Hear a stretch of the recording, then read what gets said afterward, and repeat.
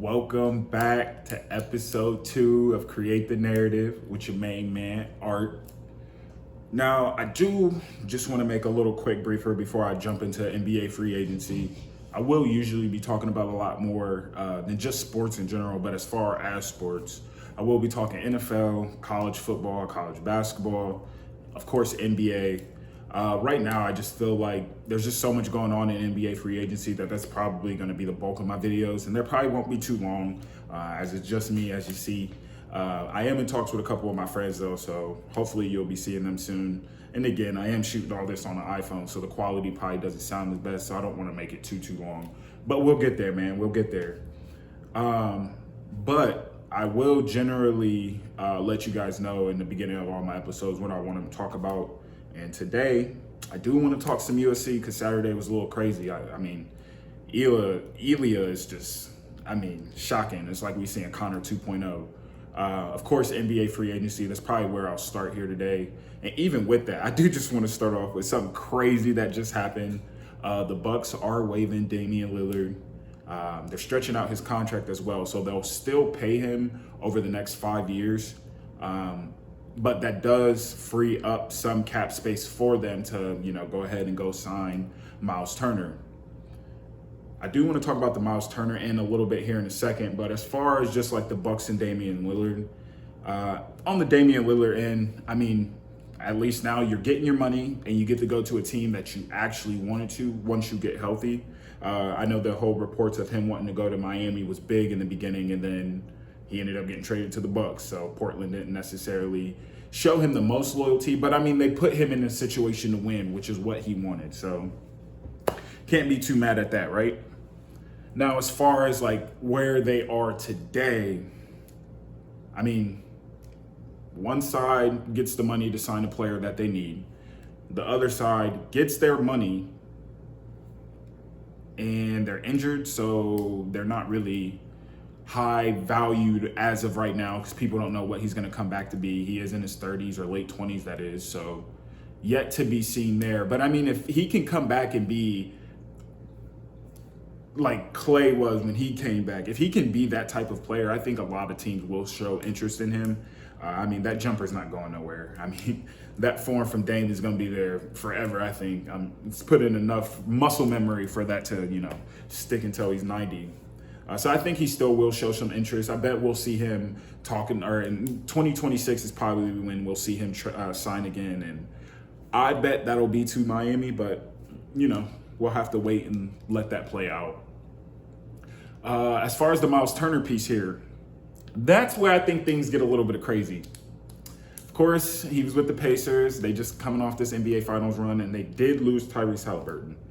So I understand they're probably thinking, hey, let's take it down here. But he was the longest tenured player they had, I think 10, 11 years. And they only offered, from what I'm hearing, was like a 3-year contract, and he wanted that 4th year. He wanted the stability, which he's getting older too. Why wouldn't he want that? And he just helped you get to the finals. There's not too many stretch bigs who do what he do in the league right now, who does what he does right now in the league. And the Bucks are your biggest rival as of right now in the East. The last couple of years, that little feud they've been having. You had to go get James Johnson because of this. He's been on the roster the last 2 years because of this situation. So to let him go to that team for another year, he's looking for that 25. I think he got like a little under, or like 26, somewhere in that range.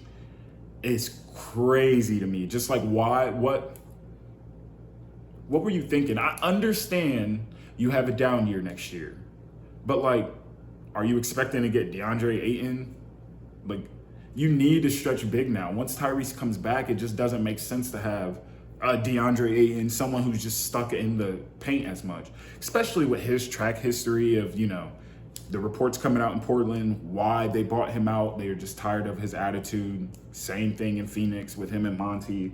It's just surprising. Very, very surprising if you ask me. I guess moving on here though, I do definitely want to talk about some of that draft class, but I just want to stick on this pattern of some of this free agency. I wrote down a lot of it because, There's just been so much that I've actually wanted to talk about that I didn't want to forget. So bear with me if you see me looking down a little bit. Told you, this episode 2, y'all gonna grow with me. Eventually, I'll have all this stuff in my head memorized, exactly my order and all that. Probably run some practice episodes, but no, you're getting it raw and authentic. But as far as some of this NBA free agency, Malik Beasley, of course, signed an extension with the Pistons, and now that's in jeopardy because he's gambling. That's just... The max you can bet on FanDuel is like $10,000 or something. Plus 184, that's what, 19,000 that you're getting back? Or, yeah, something like that. So it's like 29 grand, or maybe I could be wrong. Fact check me, make fun of me in the comments for it. I don't really care. But like, compared to your game checks, that's not really nothing. Like, what? You're making millions per season to jeopardize that to bet for a few $100,000. I don't want to put the tags athletes are done because, I was an athlete. And I obviously don't think that. We have enough examples, the LeBrons in business, the Kevin Durant's. There's so many athletes have shown smart moves that, like the Jonte Porters and, now the Malik Beasleys, Terry Rozier's, like, for you to even be under investigation for something like this, for someone to be in your camp and have access to your email, phone number, whatever it may be, for them to want to investigate you is insane. And then we see the clips of Malik Beasley coming out where he just sitting on defense, not doing nothing, and sprinting down the court when you're down 12 points to get an extra dunk with 4 seconds left. Like, it just looks so guilty, and it's just so stupid. Like, do better. You guys probably see my dog in the back. His name is Kane. He might bark. You might see him. He might come up to the camera. Who knows? But just wanted to let y'all know. Y'all will see my son in the back. But I do want to move on to some more free agency talk here. Moving on to the Lakers here. So Bron option for next year. And now there's a lot of trade talks coming up. Of course, to the Cavs, to Golden State, to the Mavericks. There's a lot of ones that I've been hearing. And I like the sound of all of it, especially to the Cavs. Come back to Cleveland. Oh, man, that'd be amazing. But just thinking realistically here, unless he's willing to kind of... I want to say the right thing here. Unless LeBron is willing to pick back up that workload that he was doing 3, 4, 5 years ago, or when he first got to the Lakers and before, I don't think he's going anywhere. He is in year 23, and this sounds crazy for me to say this because I love LeBron. That is the GOAT. Is Bron over MJ this way? Hate in the comments over it all you want, but the situation that he's in with having Luka, he just doesn't. Of course, you want him to still produce, but he doesn't have to do as much. He's not the focal point on most offenses. And of course, if he goes to Golden State, he won't have to do that. If he goes to the Mavericks, he'll basically be in the same situation that he was in the Lakers, but better because, he'll have centers, so AD won't have to play center. There's, too much speculation, all that, so I don't want to keep going. But LeBron on the Lakers, it just feels like all they need is a center and maybe another wing, and they're right back in contention. Of course, that's easier said than done because they are past that second apron, so there's not too many moves that they can make right now. But I just don't know if we'll see him in any other jersey this season besides that LA one. And kind of just be moving on with the LA talk. Obviously, they're going to build around Luka, right? I mean, when it comes to basketball and production and everything that you're going to get on court, Luka and LeBron are about the same, if not Luka is more at this point in LeBron's career. You go with the younger person. I don't know if anyone's been looking at Luka this summer, but he looks like he's been getting into shape, which is great. So you kind of want to, prioritize Luka in that future a little bit more than you do LeBron's. But of course, you still want to maximize all that you can with LeBron. And with that being said, I don't feel like Rob Pelinka wants to do that. So obviously the reports have been coming out between him and Denny DFS. I call him Black and Mild because I cannot say his whole name because it's 3 names in one, and it's a tongue twister for me. I just got a big tongue, I guess. That sounds crazy. But he was supposedly going behind DFS's back, saying stuff about, and this is all allegedly, I'm not confirming this or anything, but he was going behind DFS's back to other organizations and general managers, letting them know that his ankle was shot, so he would get lowballed in free agency. And then all of this got back to DFS in his camp. And now we see DFS is signed with Houston for about the same amount of money that he was getting from LA prior to, or I guess not LA, that he signed with the Mavericks contract that LA took on. And it's just like, now you're losing more wing depth. What if this is true, obviously, it's insane. What do the Lakers do about this? I know, like, they're under new management and all this, and obviously they're prioritizing Luka in the future, so maybe it's not necessarily a bad move in their eyes, but, like, there's some, if I'm LeBron in my camp, there's got to be some questions of, like, what is going on around here? Like, this doesn't make sense. And then on the second side of that, you let DFS go to Houston. Moving on to Houston. They've been signing everyone. Of course, I just said, get DFS. You got Kevin Durant, which is pair him up with Amen Thompson and Jabari Smith, Tari Eason, that young core that they got down there, chef's kiss. But then you let them add Tyus Jones as well. It's just like they have so many young pieces, mid-level pieces, and now veterans. I think Steven Adams is still on the roster, Jeff Green. It's just like they're really tooling up that the Rockets organization is saying, hey, we're all in right now. So that's really, really nice to see.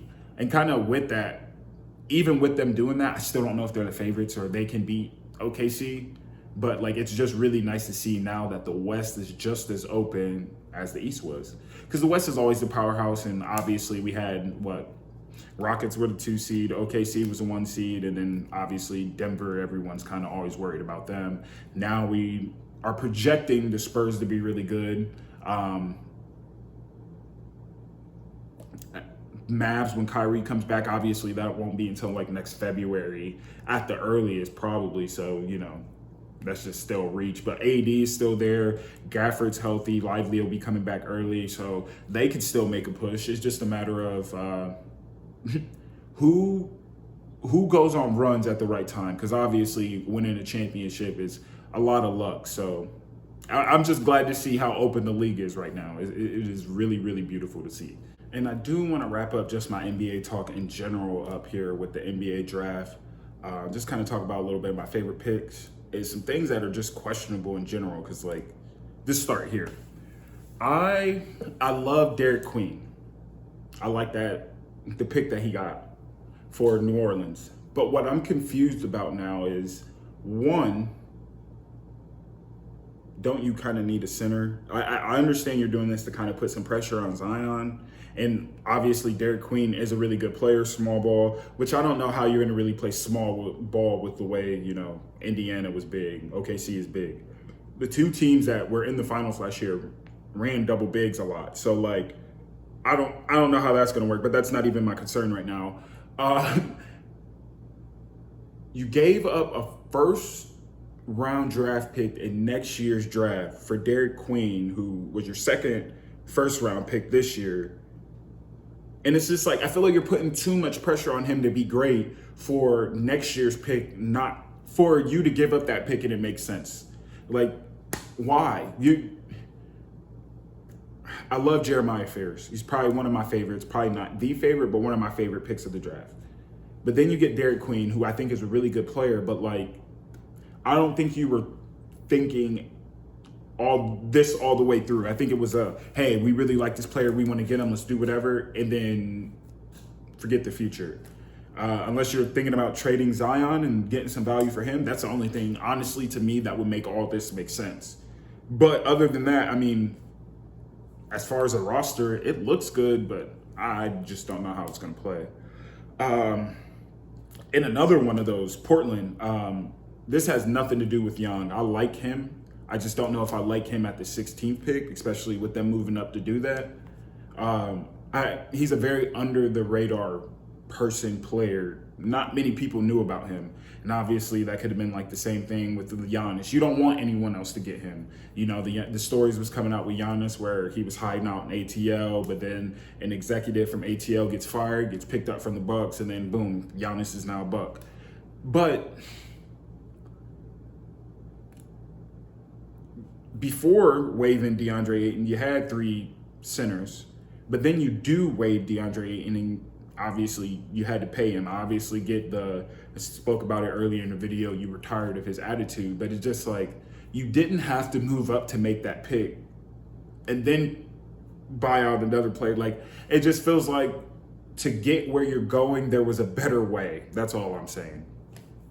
And obviously, I do want to ask, what in the world is Phoenix doing?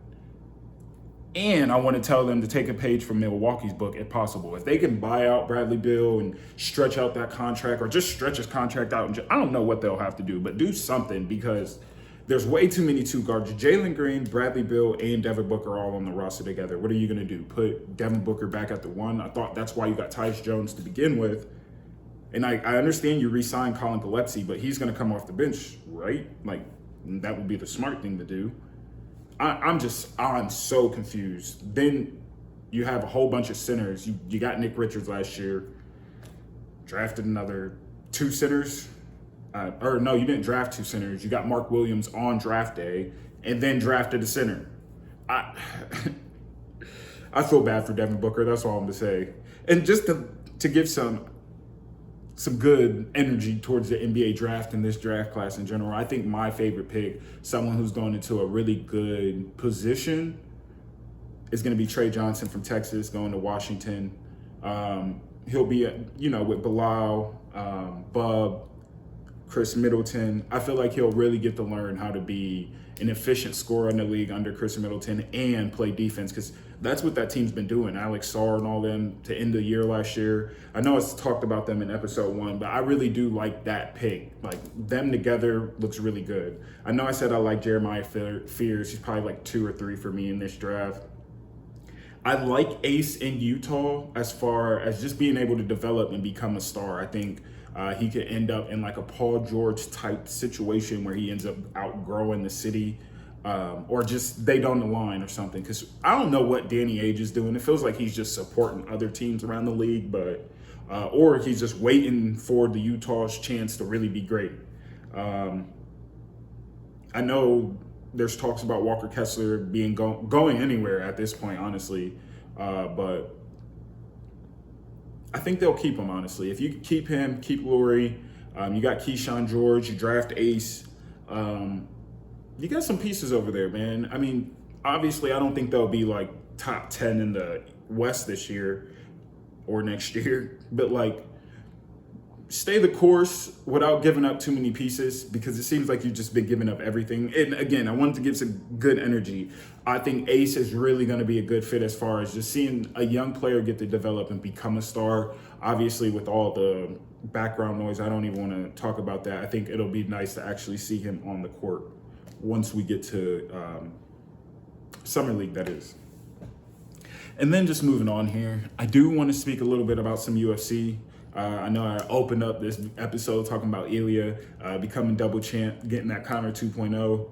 But if we're being honest, never mind. That'd be a good fight. I don't know who wins that fight. You know, when Conor was in his prime going for double champ, or this Ilya. Ilya's combinations are just so lethal. But that's one of the things. You need to be in range for Ilya's combinations. And Conor never really was in range. I mean, Khabib did what he did because he was a wrestler, and he just takes you down. But Conor's just so long that, I don't know, pause too, because that was kind of crazy. But I just think that'll be a good dream what-if fight, you know? I do want to see him versus Patty more than I do want to see, or obviously, him versus Gaethje. But I think we'll probably, most definitely after Patty coming into the ring and everything, get to see him versus Patty.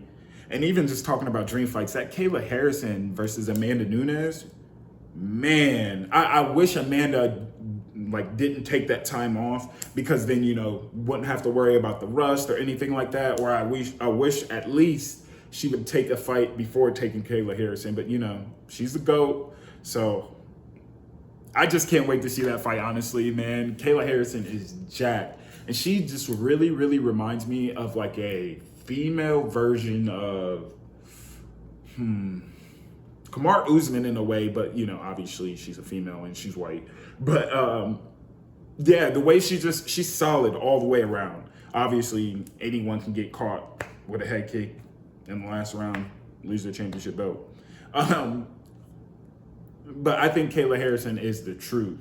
Now, I really don't know who will win that fight. Obviously, Amanda's taking time off, but it's hard to count her out, man. It is really hard to count her out after everything we've seen her do. But father time, or would that still be father time with females? I'm gonna say yeah. But father time has been undefeated besides LeBron. And then another fight. Oh, I am excited for that Max Holloway and Dustin fight. Can't believe Dustin's retiring, but I understand, man. Got to spend time with your family. Don't want to be one of that lobby guy. Never mind, I'm not gonna say that. But you don't want to be messed up, CTE and all that stuff. So get out while you're still healthy. He has a lot of different business endeavors. So congratulations on a great career, man. Regardless of how this fight goes, it's been nice to watch you fight. Oh, and the other side of that, do you think we'll see Charles Oliveira adapt the way he fights from now on? Because, I get you want to go in fighting your fight. But in hindsight now, knowing what we know, I don't think it's smart in a combat sport to show your cards the way that he does. Obviously, we all know he's a dangerous grappler, JJK specialist, all that, or JJK, I'm thinking anime, jiu-jitsu specialist, all that, But with someone like Ilya, again, this is all in hindsight. You don't want to just give him your, front line. And not saying his head wasn't on the line and all that stuff, but you just make it so much easier for him to make contacts and start those combinations. And with that power, I just want to see him be great again. So we've seen you adapt once. I hope we can see you do it again, and just be great. And I do want to talk about some NFL talks here as well. I know I didn't really mention it in the beginning of the video. Again, it's episode 2. Y'all gonna grow with me. Just follow along, my guys. Just follow along. And females, for any females watching. But really the only team I want to talk about as far as football and NFL is the Steelers. They just get Jalen Ramsey and Jonnu Smith for Fitzpatrick from the Dolphins, which is a good pickup. Add them to DK Metcalf, Darius Slay, Malik Harrison. Excuse me. They also drafted Will Howard too, from Ohio State in the draft. And then they also signed Aaron Rodgers to that 1-year deal. And I've been hearing a lot of speculation about this being Mike Tomlin's last year. So let's not hope him and Aaron Rodgers starts to butt heads or nothing like that. But I think obviously Tomlin, this is his house. He built this as far as Aaron Rodgers is concerned. So I don't think there'll be too much butting heads of that. But it's Aaron Rodgers, so you'll never know. And of course, people jumped as soon as they got Jalen Ramsey and was saying the Kurt still is back. And it might be, but I doubt it. See, I got you. Y'all thought I was about to be Team Steelers. I'm not a Steelers fan. I'm not Browns fans either, so don't try to think that. I do think there'll be a 500 team. That's Tomlin's, that's his whole shtick. Always being, I think he's only not been 500 once, if that. I don't know. He's always 500. It's kind of hard to remember when he hasn't been. But I don't really see any movement from them as far as where they'll be in the AFC. I still think they'll be top 7, 6. What were they, 6 this year? So I don't think they got better, but I don't think they got worse either.